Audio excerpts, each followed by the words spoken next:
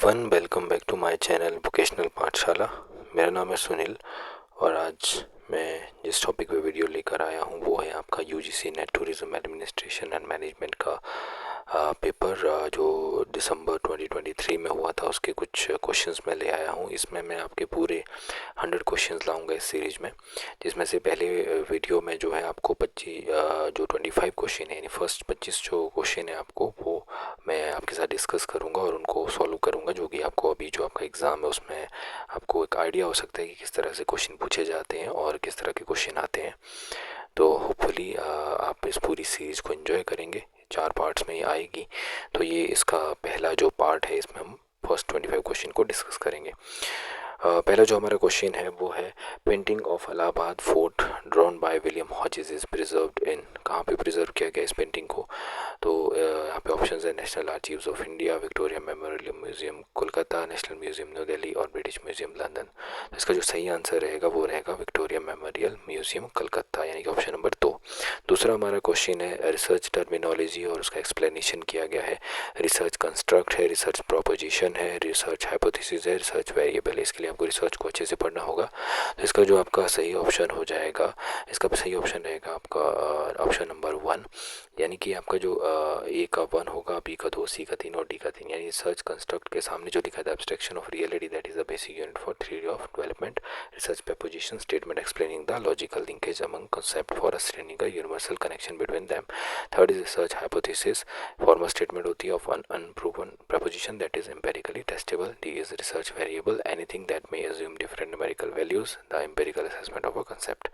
तो इसके लिए आपको रिसर्च को अच्छे से पढ़ना पड़ेगा, फिर आप समझ सकते हो कि ये रिसर्च हाइपोथेसिस क्या होती है, वेरिएबल क्या होती है, प्रपोजिशन क्या होती है और कंस्ट्रक्ट क्या होते हैं। डेफिनेटली यहाँ से हर बार 1 या 2 क्वेश्चन पूछा जाता है, तो आप देख सकते हैं किस तरीके से आपको उसको करना है।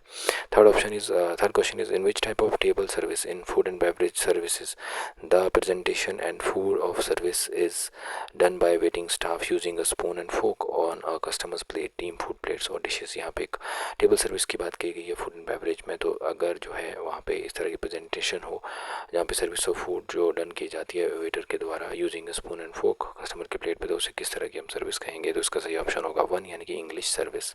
तो ये होटल मैनेजमेंट से जुड़ा हुआ क्वेश्चन है सर्विस से। तो आप देख सकते हैं question number 4, which are the fundamental components of air transport. Air transport के फंडामेंटल कंपोनेंट इनमें से कौन सा है? तो आपके सामने option air navigation equipment manufacture, air traffic control, air traffic promotion, passenger traffic network. तो इसका जो सही ऑप्शन है आपका ऑप्शन नंबर 3, यानी ABC एयर नेविगेशन, उसके बाद आपका इक्विपमेंट मैन्युफैक्चर एंड सी आपका एयर ट्रैफिक कंट्रोल जो है आपके फंडामेंटल कंपोनेंट्स है एयर ट्रांसपोर्ट के। आपका नेक्स्ट क्वेश्चन है which of the following is not a classification of hotels on the basis of clientele. Clientele के बेसिस पे यानी क्लाइंट के बेसिस पे कौन सा जो है क्लासिफिकेशन नहीं है होटल का? तो आपका जो क्वेश्चन नंबर 5 इसका सेकंड ऑप्शन यानी फ्रेंचाइजी जो है क्लाइंट के बेसिस पे नहीं है, बाकी जो है क्लाइंटेल के बेसिस पे नहीं है, बाकी जो है स्वीट, कॉन्डोमिनियम और कैसीनो ये उसके बेसिस पे। तो फ्रेंचाइजी कुछ अलग कॉन्सेप्ट होता है, इसलिए यहाँ पे ये ऑप्शन आपका सही हो जाता है। उसके बाद आपका नेक्स्ट क्वेश्चन है which of the following world heritage sites are located in India. इनमें से कौन सी जो वर्ल्ड हेरिटेज साइट्स है वो लोकेट है इंडिया में? तो इसका आपका सही ऑप्शन हो जाएगा, इसको देखने से आपको पता लग जाएगा, इसका जो सही ऑप्शन है that is second, Mogao caves. India में नहीं है, धौलावीरा इंडिया में है, धौलावीरा। नारकोटी केव्स नेशनल पार्क इंडिया में है, कंचनजंगा नेशनल पार्क इंडिया में है। तो इनमें से इंडिया में जो नहीं है वो है मगाओ केव्स। इसके लिए आप हेरिटेज साइट्स को, वर्ल्ड हेरिटेज साइट्स को अच्छे से पढ़ के जाएँ, जितनी भी वर्ल्ड में हेरिटेज साइट्स हैं इंडिया में है वो आप अच्छे से पढ़ के जाएँ, डेफिनेटली इस क्वेश्चन को आप ठीक कर पाओगे। क्वेश्चन नंबर 7 में आपको असर्शन और रीजनिंग से जुड़ा हुआ क्वेश्चन है। इसमें 2 ऑप्शन दिए गए हैं ए एंड आर। इसमें पूछा गया है in normal distribution mean medium and mode coincide normal probability curve is symmetrical. तो ये आपका रिसर्च से ही, रिसर्च मेथोडोलॉजी से ही जुड़ा हुआ क्वेश्चन है। इसमें आपसे पूछा गया है कि इनमें से कौन सी स्टेटमेंट सही है या करेक्ट एक्सप्लेनेशन है। तो इसका जो सही ऑप्शन हो जाएगा हमारा 1, यानी कि both A and R correct and R is the correct explanation of A. इसमें पूछा गया था नॉर्मल डिस्ट्रीब्यूशन जो है मीन मीडियम की एंड मोड कोइंसाइड है, ये कोइंसाइड करती है नॉर्मल डिस्ट्रीब्यूशन, और फिर इसका जो रीज़न दिया गया था नॉर्मल प्रोबेबिलिटी कर्व जो है सिमेट्रिकल होता है। तो इसके लिए भी आपको रिसर्च को अच्छे से पढ़ना पड़ेगा। हमारा जो क्वेश्चन नंबर 8 है इसमें पूछा गया है Whitney system of observation was developed by American Whitney duplicating check company and is suitable for small to medium properties Whitney slips used in the system are also known as, तो Whitney system जो reservation का develop किया गया था American Whitney के द्वारा, तो इसमें पूछा गया है small medium Whitney slips used in system are also, इनको किस नाम से जाना जाता है विटनी स्लिप्स को, तो इसका जो सही ऑप्शन हो जाएगा आपका 1, यानी कि इनको शैनन स्लिप्स भी कहते हैं।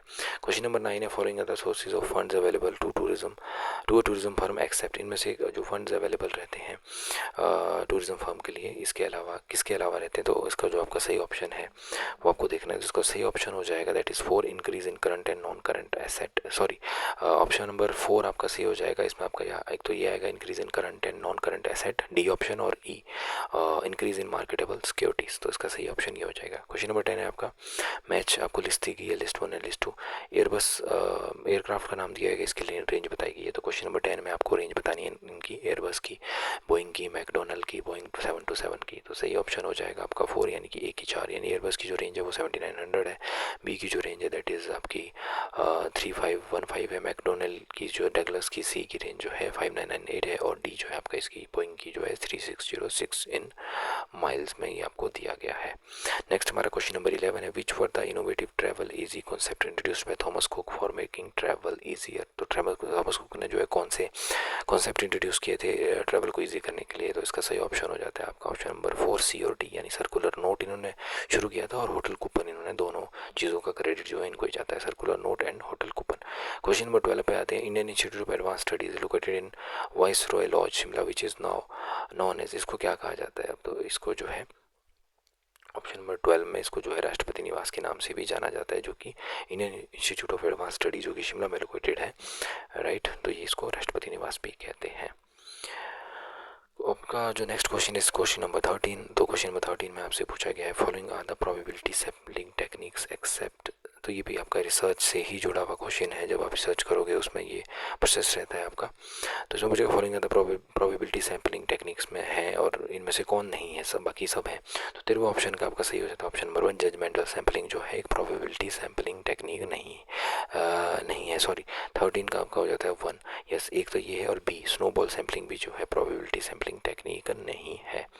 नेक्स्ट हमारा क्वेश्चन है आपको मैच करनी है, डिश दी गई है और उसका रीज़न दिया है, इंडियन रीजनल कुजीन का नाम आपको बताना है, ये डिश किस स्टेट को बिलोंग करती है, तो आपका जो क्वेश्चन नंबर 14 है इसका सही ऑप्शन हो जाता है आपका 3 में आपका जो है ए आपका ऑप्शन है दाल बाटी, जो मावा बाटी है ये कहाँ पे होता है आपका मध्य प्रदेश में, उससे बाद हो जाता है आपका पूरन पोली, बी ऑप्शन जो है ये होता है आपका महाराष्ट्र में, केर सांगरी जो ऑप्शन है इसका हो जाता है ये राजस्थान में, और ककोरी केबाब डी और ये आपका लखनऊ का फेमस है। 14वां जो क्वेश्चन है इसका सही ऑप्शन है ऑप्शन नंबर 3। मैं ज़्यादा डिटेल में नहीं डिस्कस कर रहा हूँ क्योंकि थोड़ा फिर लंबा हो जाता है वीडियो, तो मुझे आपको सभी क्वेश्चन डालने हैं वीडियो के अंदर, तो आपसे रिक्वेस्ट है कि सारे वीडियो जो आएंगे इस सीरीज़ में 25-25 क्वेश्चन के 25-25 वो सभी आप देखें, डेफिनेटली आपको एग्ज़ाम में हेल्प करेंगे, आपको एक आइडिया हो जाएगा। अभी भी एग्ज़ाम में कुछ दिन बचे हैं तो आप अपने एग्ज़ाम को तो अकॉर्डिंगली प्लान कर सकते हो। नेक्स्ट क्वेश्चन है हमारा our mission is to represent lead and serve the airline industry, किसकी स्टेटमेंट है, तो आपका जो ये स्टेटमेंट है आपका आईटा का, तो आपको जो है सबकी सभी जो ऑर्गेनाइजेशन है बड़ी ट्रैवल से जुड़ी हुई टूरिज्म से उनकी स्टेटमेंट भी पढ़ के जानी है, उनके हेडक्वार्टर्स उनका कोई करंट अफेयर से जुड़ी हुई चीज़ें वो सब पढ़नी है, तो ये आईटा की स्टेटमेंट है।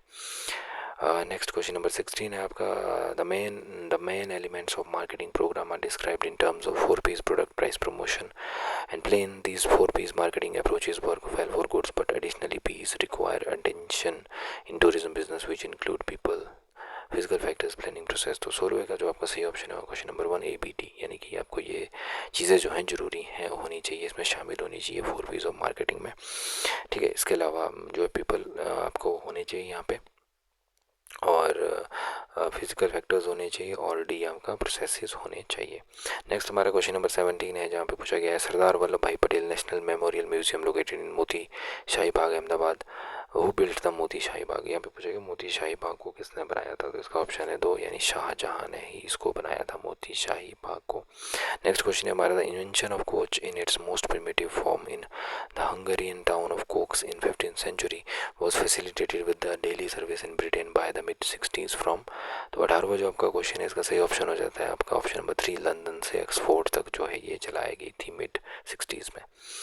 नेक्स्ट हमारा क्वेश्चन है which of the following are considered in हॉस्टी d'oeuvre and other appetizer, appetizer की बात हो रही है तो किसको कंसीडर किया जाता है 19वें का ऑप्शन नंबर 3 आपका सही हो जाता है ACE, यानी कि रशियन सलाद को, कैवियर को और ग्लोबल एर्टिचोक्स को माना जाता है।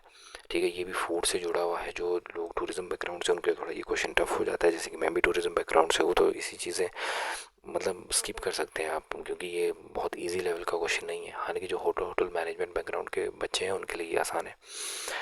नेक्स्ट हमारा जो क्वेश्चन नंबर 20 है, इसमें पूछा गया है, इवेंट दी गई है और इसका प्लेस दिया गया है beginning of 1857, war of independence, Jallianwala Bagh, M K Gandhi prison, founding आनंद भवन। तो यहाँ पे आपको मिलाना है कौन सी घटना कहाँ पे हुई थी। तो 20वें का सही ऑप्शन हो जाता है आपका 3, यानी कि बिगिनिंग ऑफ 1870 वॉर जो है आपका, ये कहाँ से हुआ था, मेरठ से शुरू हुआ था। जलियांवाला बाग आपको पता है अमृतसर में है। एम के गांधी प्रेजेंट हुए थे कहाँ पे, आगा खान पैलेस में। और फाउंडिंग आनंद भवन जो है इलाहाबाद में है।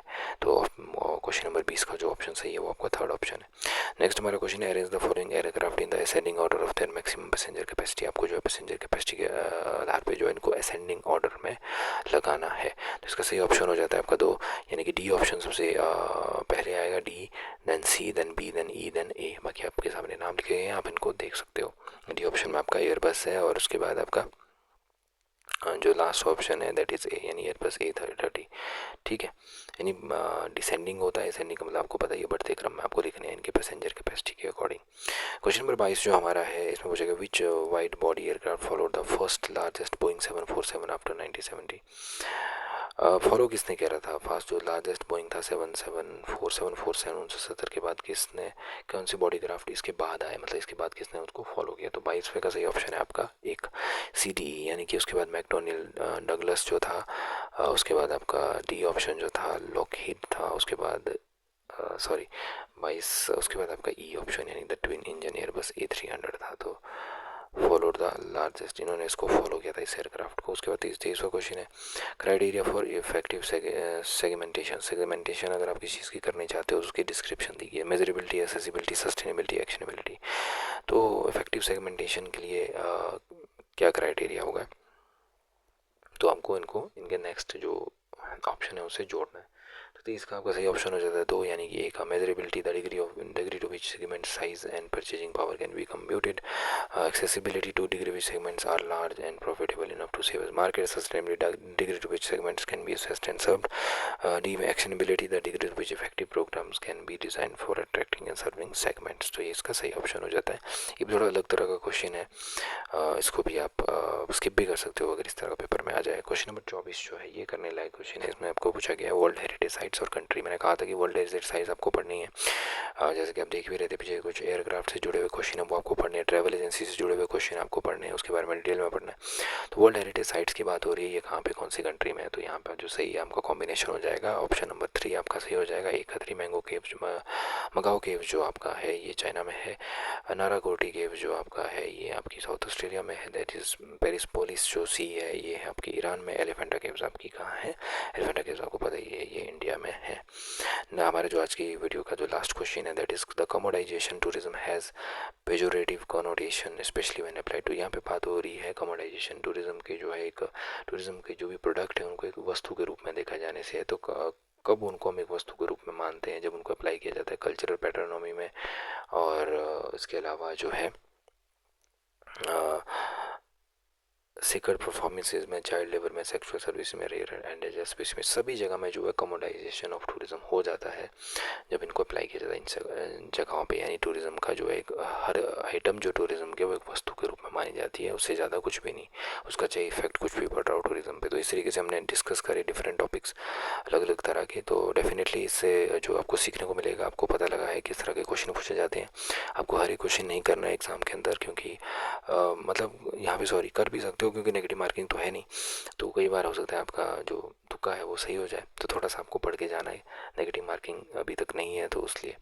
तो दूसरा ये है कि आपको आइडिया हो गया है कि किस तरह के क्वेश्चन पूछे जाते हैं। आगे के वीडियो में बाकी तरह के क्वेश्चन भी लेके आऊँगा, पर इस वीडियो में जो मेन एरिया थे आपके वो एयरक्राफ्ट था, वो आपका वर्ल्ड हेरिटेज साइट्स था, वो आपका रिसर्च था, रिसर्च से जुड़े हुए क्वेश्चन, आपके म्यूज़ियम से जुड़े हुए क्वेश्चन थे, प्लेसेस से जुड़े हुए क्वेश्चन थे, मार्केटिंग से जुड़े हुए क्वेश्चन थे, ऑर्गेनाइजेशन जो टूरिज्म की उससे जुड़े हुए थे, कुजीन से जुड़े हुए थे, सर्विस से जुड़े हुए क्वेश्चन थे। तो इस तरह से आप देख सकते हैं किस तरह के क्वेश्चन ये आपसे पूछ सकते हैं। आई होप आपको ये वीडियो अच्छा लगा होगा, आपने इन्जॉय किया होगा इस वीडियो को, आपको हेल्प करेगा ये एग्ज़ाम के अंदर डेफिनेटली, राइट। तो मेरे इस चैनल को जो है सब्सक्राइब करना ना भूलें। आने वाला वीडियो जो इसी सीरीज़ में है वो आपको हेल्प करेगा आपके एग्ज़ाम में। मैं सेकंड वीडियो जल्दी ही आपको 1 या 2 दिन में दूसरा पार्ट भी इसका ले आऊँगा। Thank you very much, have a good day.